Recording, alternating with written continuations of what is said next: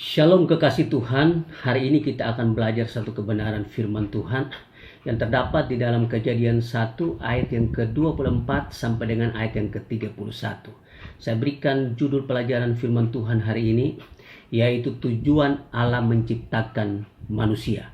Nah kekasih Tuhan, segala sesuatu yang diciptakan Allah, segala sesuatu yang dilakukan Allah, dan segala sesuatu yang diizinkan Allah terjadi di dunia ini dan juga di dalam kehidupan kita, ada tujuan Tuhan di sana. Nah, termasuk ketika Tuhan menciptakan manusia, ada tujuan Tuhan di sana. Nah, kekasih Tuhan, Allah punya maksud dan tujuan ketika Allah menciptakan manusia, ketika Allah menciptakan kita. Nah, kita lihat di dalam Kejadian 1 ayat yang ke-24 sampai dengan ayat yang ke-31. Di sana kita akan menemukan apa tujuan Allah menciptakan kita. Nah, kita lihat yang pertama, tujuan Allah menciptakan kita yaitu agar kita bersekutu dengan Tuhan. Agar kita bersekutu dengan Tuhan. Itulah tujuan yang pertama. Kita lihat di dalam ayat yang ke-26. Berfirmanlah Allah, baiklah kita menjadikan manusia menurut gambar dan rupa kita, supaya mereka berkuasa atas ikan-ikan di laut, dan burung-burung di udara, dan atas ternak, dan atas seluruh bumi, dan atas segala binatang melata yang merayap di bumi. Nah kekasih Tuhan, garis bawahi kalimat menjadikan manusia menurut gambar dan rupa kita. Nah kekasih Tuhan, manusia diciptakan menurut gambar dan rupa Allah. Karena itu manusia dapat bersekutu dengan Tuhan kapanpun dia mau. Tidak dibatasi oleh waktu dan ruang. Kapanpun dia bersekutu dengan Tuhan. Dan secara unik kehidupan mereka mencerminkan kasih, kemuliaan dan kekudusan Tuhan di dalam kehidupan mereka. Nah kekasih Tuhan, manusia juga memiliki keserupaan moral dengan Allah. Karena mereka tidak berdosa, kudus, memiliki hikmat, hati yang mengasihi, dan kehendak untuk melakukan yang benar di dalam kehidupan mereka. Nah mereka hidup dalam persekutuan pribadi dengan Allah yang meliputi ketaatan moral. Mereka taat kepada Tuhan. Mereka membangun hubungan yang intim dengan Allah. Persekutuan mereka dengan Tuhan secara pribadi yang luar biasa. Tetapi sayangnya kekasih Tuhan, persekutuan hubungan yang intim itu menjadi rusak oleh karena dosa. Ketika Adam dan Hawa jatuh ke dalam dosa, maka hubungan Allah dengan manusia yang awalnya begitu baik, begitu erat, menjadi rusak oleh karena dosa. Oleh karena Adam dan Hawa jatuh ke dalam dosa, maka hubungan itu menjadi retak, putus hubungan dengan Allah. Namun kekasih Tuhan, kematian Yesus kembali memulihkan hubungan yang sudah rusak itu. Yang awalnya hubungan Allah dengan manusia menjadi putus ketika kematian Yesus di atas kayu salib. Itu memulihkan hubungan itu kembali. Oleh karena itu saat ini kita bisa berhubungan langsung dengan Tuhan. Tidak ada lagi penghalang ketika kita mau bersekutu, berhubungan dengan Tuhan. Karena kematian Yesus sudah memulihkan hubungan yang sudah rusak itu, sudah dipulihkan kembali. Nah kekasih Tuhan, tahukah kita bahwa manusia adalah satu-satunya makhluk ciptaan Tuhan yang dapat berhubungan dan bersekutu dengan Tuhan. Tuhan tidak mungkin bersekutu membangun hubungan dengan pohon, dengan hewan ciptaan Tuhan, dengan binatang, atau mungkin dengan yang lainnya. Tuhan hanya bisa bersekutu, berhubungan intim dengan manusia. Kenapa demikian? Karena manusia diciptakan serupa dan segambar dengan Allah. Nah kekasih Tuhan, oleh karena manusia diciptakan serupa dan segambar dengan Allah, oleh karena itu Allah membuka dirinya untuk dekat dengan kita. Allah rindu kita ini dekat dengan Dia. Tetapi kadang kekasih Tuhan, kita ini justru menjauh dari Tuhan. Ketika ada masalah terjadi dalam hidup kita, justru kita tidak mendekat dengan Tuhan, tetapi justru kita membelakangi Tuhan. dan menjauh dari Tuhan. Itu yang terjadi dalam kehidupan kita. Tetapi kekasih Tuhan, kita yang mendekat dengan Tuhan, bersekutu dekat dengan Tuhan, membangun hubungan yang intim dengan Tuhan, dia akan merasakan kasih sayang Tuhan yang luar biasa. Dan juga kekasih Tuhan, Allah ingin berkomunikasi dengan kita melalui firman-Nya. Nah, firman itu adalah Allah. Ketika kita mencintai firman, kita membaca firman, maka kita akan mengenal Allah dari firman-Nya. Allah ingin berkomunikasi dengan kita. Allah ingin menyampaikan isi hatinya untuk kita melalui firman-Nya.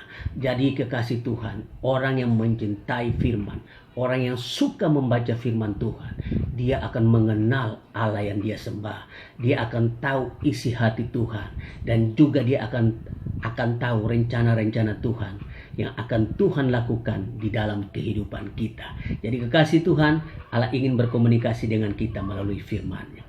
Cintailah firman Tuhan, maka kita akan tahu banyak tentang Allah yang kita sembah. Nah kekasih Tuhan, kalau kita suka bersekutu dengan Allah, maka akan tercipta persekutuan di antara kita sesama orang beriman.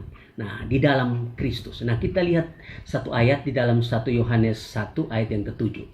1 Yohanes 1 ayat yang ke-7. Demikian firman Tuhan.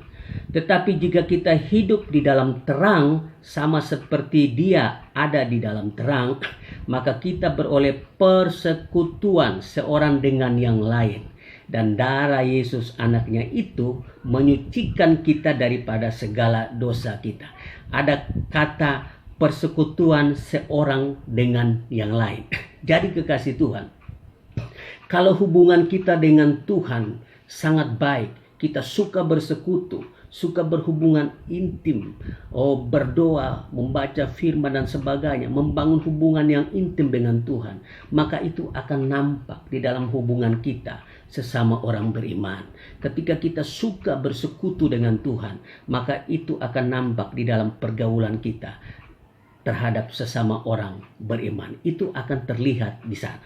Nah, kekasih Tuhan, Allah bisa hidup tanpa kita. Tetapi ingat baik-baik, kita tidak bisa hidup tanpa Allah.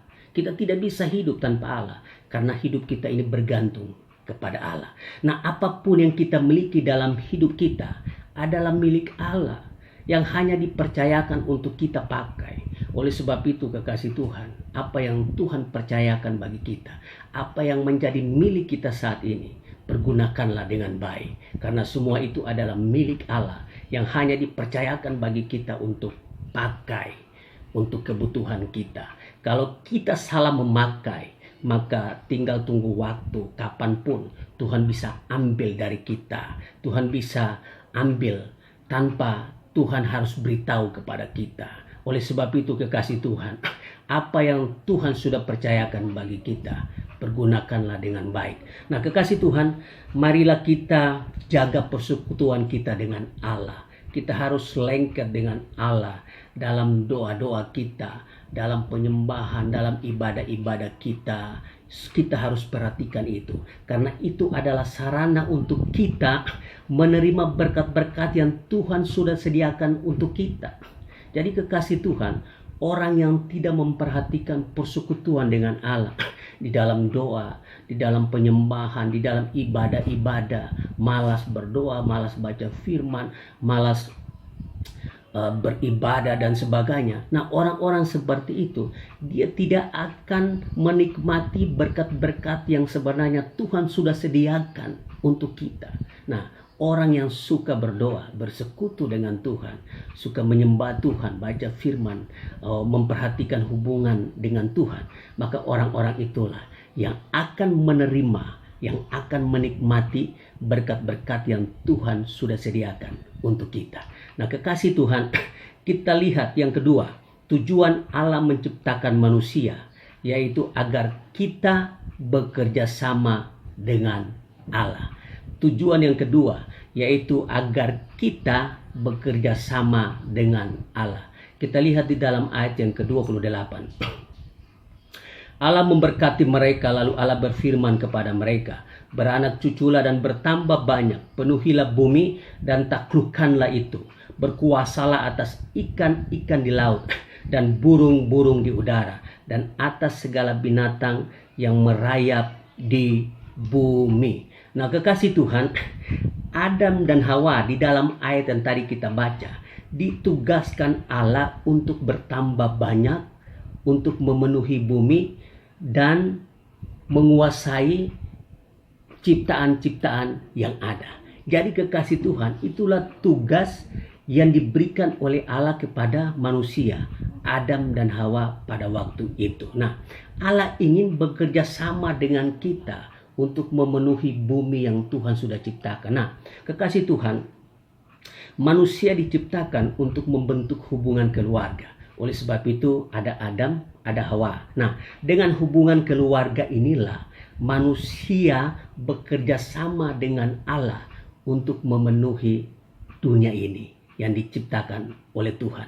Nah, kekasih Tuhan, Allah mengharapkan agar manusia mengabdikan segala sesuatu di bumi kepadanya dan mengelolanya untuk kemuliaan Allah dan memenuhi maksud Allah. Nah, kekasih Tuhan, Allah ingin supaya apapun yang kita kelola di bumi ini untuk kemuliaan Tuhan, apapun yang kita kerjakan di bumi ini untuk kemuliaan Tuhan, dan untuk itulah Allah bekerja sama dengan kita untuk mengelola bumi ini, untuk memenuhi bumi ini dengan kemuliaan Tuhan.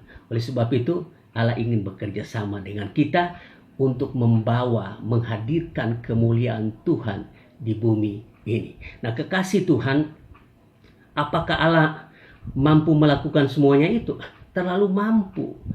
Allah bisa memenuhi bumi ini dengan manusia-manusia tanpa harus Adam dan Hawa berhubungan untuk melahirkan anak-anak. Tidak melalui itu pun Allah mampu. Tetapi Allah menahan dirinya untuk tidak melakukan itu. Karena Allah ingin bermitra dengan manusia. Karena Allah ingin bekerja sama dengan manusia untuk memenuhi bumi ini dengan manusia bagi kemuliaan Allah. Oleh sebab itu kekasih Tuhan, Allah menahan dirinya untuk melakukan semuanya itu.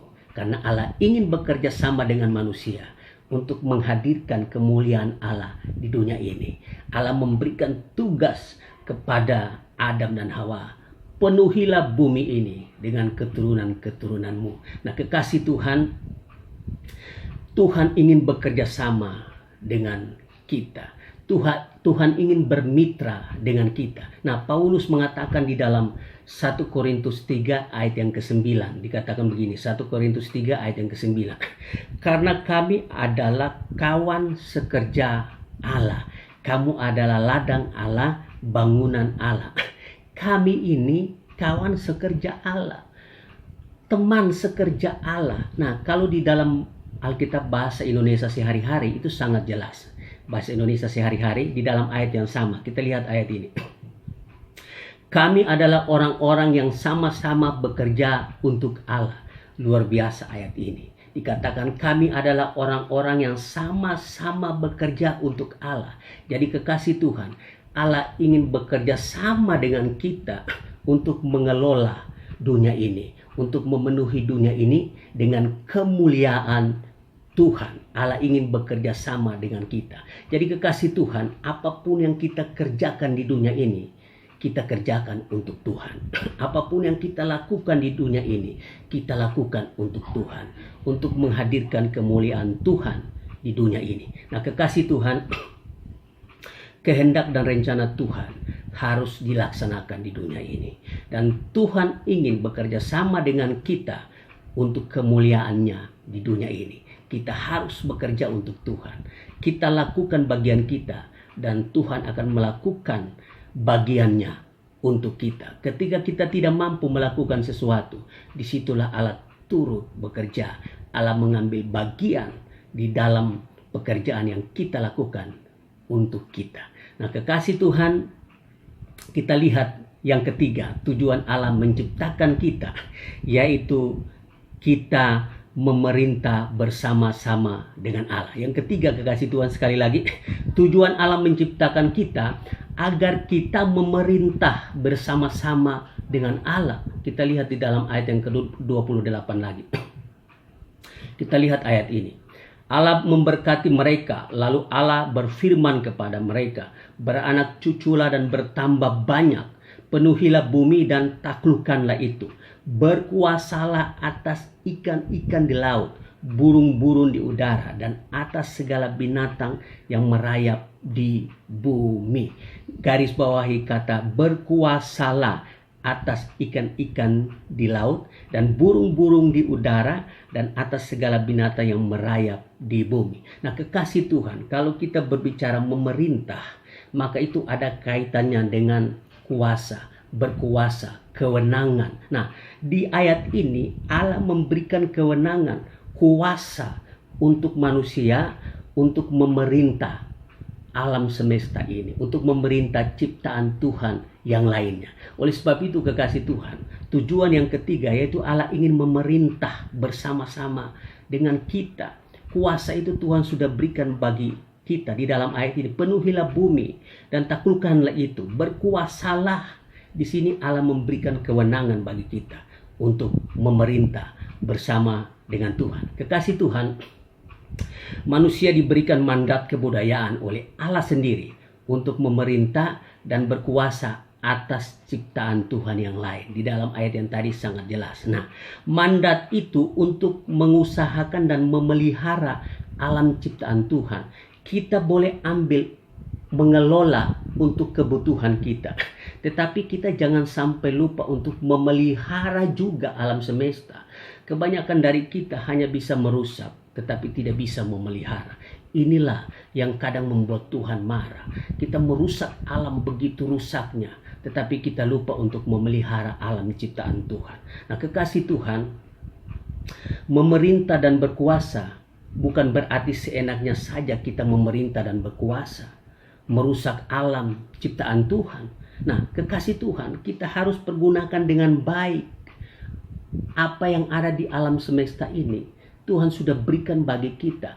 Kita harus pergunakan dengan baik dan memeliharanya juga. Jangan sampai kita hanya bisa merusak tetapi tidak bisa memelihara. Nah, kekasih Tuhan, Allah ingin agar supaya kita memerintah bersama dengan Allah. Nah, kekasih Tuhan, kewenangan yang Tuhan berikan bagi kita bukan berarti kita seenaknya saja memakai untuk merusak alam semesta ini. Tetapi kita harus pergunakan dengan baik untuk hormat kemuliaan nama Tuhan. Nah, kekasih Tuhan, kalau Tuhan sudah mempercayakan kita untuk memerintah dan berkuasa, maka jangan menyalahgunakan kepercayaan yang Tuhan berikan bagi kita. Memerintahlah dengan benar dan jujur. Pergunakan itu untuk kemuliaan Tuhan dan untuk menjadi berkat bagi semua manusia di muka bumi ini. Itulah yang Tuhan inginkan dari kehidupan kita manusia ciptaannya. Nah, kekasih Tuhan, jadi kita lihat tujuan alam menciptakan manusia supaya kita bersekutu dengan Tuhan, membangun hubungan yang intim dengan Tuhan. Jangan pernah tinggalkan persekutuan dengan Tuhan, dan kita bekerja sama dengan Tuhan. Libatkan Tuhan dalam setiap pekerjaan kita, apapun yang kita kerjakan, libatkan Tuhan, karena Tuhan ingin bekerja sama dengan kita di muka bumi ini untuk menghadirkan kemuliaan Tuhan di muka bumi ini, dan juga kita akan memerintah bersama dengan Tuhan. Ketika Tuhan mempercayakan jabatan bagi kita, pergunakan itu dengan baik untuk memerintah, untuk menjadi berkat bagi banyak orang. Nah, kekasih Tuhan, kita harus tahu bahwa Allah adalah Allah yang bertanggung jawab. Kalau Allah sudah menciptakan kita, maka Dia juga akan bertanggung jawab atas kehidupan kita. Kalau Allah sudah menciptakan perut kita, maka Dia akan bertanggung jawab atas isi perut kita. Kalau Allah sudah menciptakan kepala kita, maka Dia akan bertanggung jawab atas segala aksesoris yang kita pakai di kepala kita. Kalau Allah sudah menciptakan badan kita, maka Dia akan bertanggung jawab atas apa yang kita pakai di badan kita. Nah, kekasih Tuhan, itulah Allah yang kita sembah. Allah yang bertanggung jawab, Allah yang tidak akan pernah melupakan ciptaannya. Kekasih Tuhan, mari kita bangun hubungan yang intim dengan Tuhan. Perhatikan persekutuan-persekutuan kita dengan Tuhan. Kita harus libatkan Tuhan dalam segala apapun yang kita kerjakan. Dan kita harus memerintah dengan benar. Kalau kita kepala keluarga memerintah dengan benar, kalau kita kepala pemerintahan atau mungkin kepala bupati atau mungkin gubernur sekalipun, kita harus memerintah dengan benar. Segala sesuatu yang kita lakukan hanya untuk kemuliaan Tuhan. Nah, kekasih Tuhan, kita percaya bahwa Tuhan kita adalah Tuhan yang bertanggung jawab. Dia sudah menciptakan kita, maka Dia tidak pernah melupakan kita, orang-orang yang mengasihi Dia. Demikian pelajaran firman Tuhan hari ini. Tuhan Yesus memberkati kita semua.